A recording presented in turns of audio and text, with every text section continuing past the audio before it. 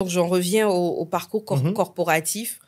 Au cours de ce parcours corporatif, j'ai beaucoup appris, pratiqué ce que j'ai appris académiquement. J'ai beaucoup appris de l'humain, de la société, de beaucoup de choses, parce que j'ai eu la chance de travailler dans des industries où les employés étaient quand même de plusieurs horizons. Oui, pratiquement dans les tous les continents, multinationales. c'est ça. Oui. Et puis ensuite, il y a eu la scission. C'est-à-dire que tout en travaillant en corporation, je créais mes bijoux et je les vendais. Ah, J'avais déjà commencé à commercialiser mes bijoux à partir de l'université. Ah, d'accord. Donc, ça Au remonte collège, quand même je les déjà là. offrais. D'accord. À l'université, j'ai commencé à les vendre. C'était le side hustle. D'accord.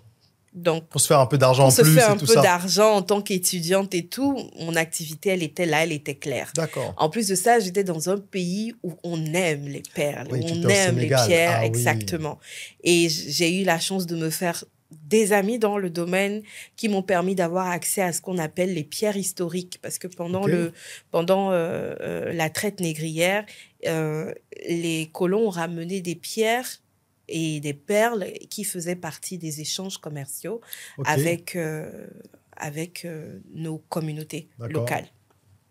Donc, c'est ouvert à moi un univers mais incroyable, plus historique, plus fantaisiste aussi, parce que à ta façon, tu essaies de réécrire l'histoire, mais plus belle pour certaines pierres dont l'origine est assez délicate. D'accord. Voilà. Donc, pour toi, c'était aussi un moyen.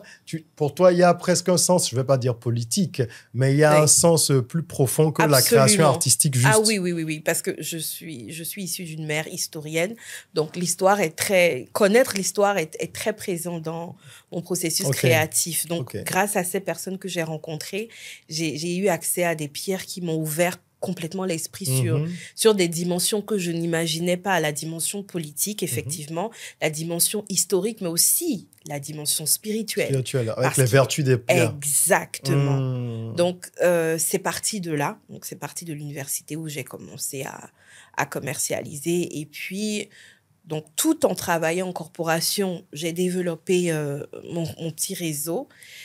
Et quand je suis rentrée au Bénin, j'ai continué à travailler en corporation, donc dans le milieu de l'expertise comptable, et puis ensuite en industrie agroalimentaire. Et c'est là qu'il y a eu, comme on dit, l'élément décisif qui a fait que j'ai tout lâché. Je ne vais pas dire tout, parce que je continue à me cultiver dans le domaine. Je fais de la consultance quand il le faut, quand le besoin se fait ressentir. Mais le point de scission, c'est-à-dire le moment où je me suis dit, c'est bon, je vais laisser la corporation et me lancer dans ce que j'aime faire, cette passion, parce que j'aime aussi la finance, j'aime les chiffres, je suis quelqu'un de très cérébral.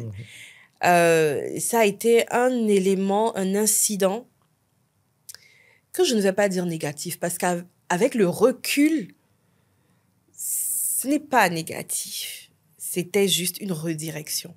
En fait, j'ai subi une tentative d'empoisonnement très lourde où je travaillais, tout simplement parce que je faisais mon travail. Dans l'entreprise. Absolument. C'est ça l'histoire, en fait, derrière Perlicheuse. C'est pas je me suis réveillée un jour et puis j'ai dit je casse tout. Non. Mais c'est dingue. J'ai subi une tentative d'empoisonnement très lourde qui m'a poussée à être alitée pendant 3 mois. Ah, quand même. Alors, c'était... donc, tu es passé très près, en fait. Ah oui. Je vous passe des détails un peu morbides, mais c'était à un point où mes voisins de l'époque, Dieu bénisse leur cœur, ils avaient organisé des tours de prière. Ah oui. Pour moi. C'était à ce point-là. Il y avait le système, le concept de la statue de la Vierge Marie qu'on sort des églises catholiques et qui se déplace dans certaines maisons pendant une certaine période pour des groupes de prière. Et j'ai eu ça. C'est arrivé au point, ma santé était elle déclinait au point où mes voisins organisaient ça. Parce que le cas était vraiment... Oui, j'étais à l'article de la mort. C'était alarmant, tout partait, en fait, du fait que j'ai bien fait mon travail. Et tu n'aurais pas dû, selon certains? Oh oui, absolument. Parce que j'avais la mission officielle, le poste officiel. Mais mon amour des chiffres et ma capacité à détecter ce qui ne va pas m'a fait recevoir une mission officieuse. Et toi, tu faisais du contrôle de gestion, en plus, c'est ça? Oui, mais c'était plus profond que ça. D'accord. Officieusement. Officieusement, je devais démonter un schéma de... comment je vais dire, de fonctionnement qui mixait politique, gestion commerciale, gestion fiscale, depuis de nombreuses années au sein d'une industrie. Wow. Et dont les effets étaient désastreux sur d'abord les employés.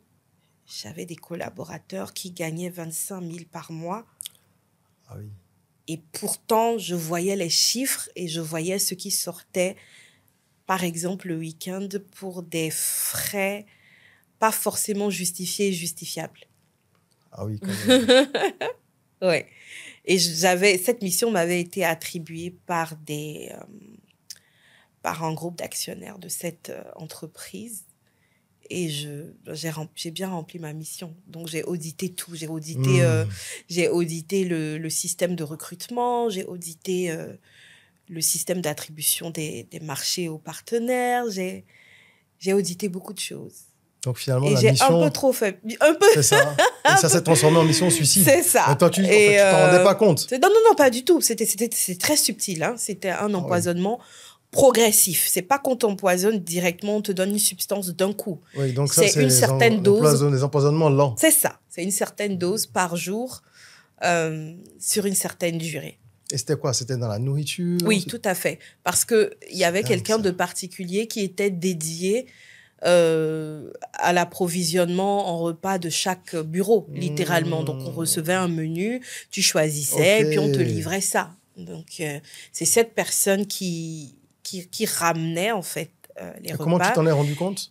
Alors, ça, c'est issu d'une enquête beaucoup plus tard, quand j'allais mieux, et surtout de confession de cette personne-là, qui, 1 an plus tard, me voit à l'aéroport de Cotonou. C'est dingue hein, comme histoire. Me voit à l'aéroport de Cotonou, met ses 2 mains sur la tête et dit « Madame Sarah, vous êtes en vie ». Et moi, avec mon côté un peu spontané, je dis « mais comment tu vas et tout, ça fait longtemps ». Mais vous êtes en vie. Je dis oui, bah oui. Oui, quoi. Ah, mais et fou, là, hein. Il déverse tout. Comment... systématiquement, là? Oui, publiquement. Ça a été public. Ça a été public. Ma famille était témoin, mes amis, parce que c'était mon premier voyage dans le cadre de Perlicheuse que je venais de commencer. Donc, j'allais à ma première exposition, c'est ça. D'accord. Je n'avais même pas eu le temps de démissionner. J'avais été accusée d'avoir... comment on appelle ça? Abandonner mon poste.